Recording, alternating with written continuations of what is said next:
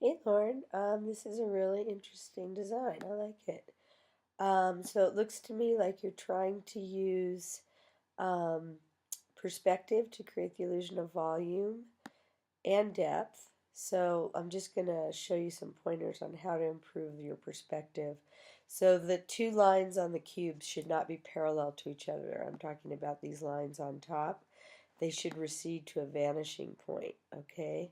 So um, see how that those would both go there, and then in fact this would also go there. All right, and on this one it might have its own vanishing point way out here, and all those would recede to that vanishing point. Okay, and you can make it so that it's way outside of the picture plane, and then your vertical lines would be much shorter because they would be accommodating themselves to this illusion of depth. Okay, but I really like the idea of using cubes stacked like that to show us volume and depth. I think that's really neat. So you're using some overlapping, you're using some shading, and I think that's working pretty well. The background, I like how it works on an aesthetic sense. I'm not sure it's adding, it looks quite flat in relative to the cubes.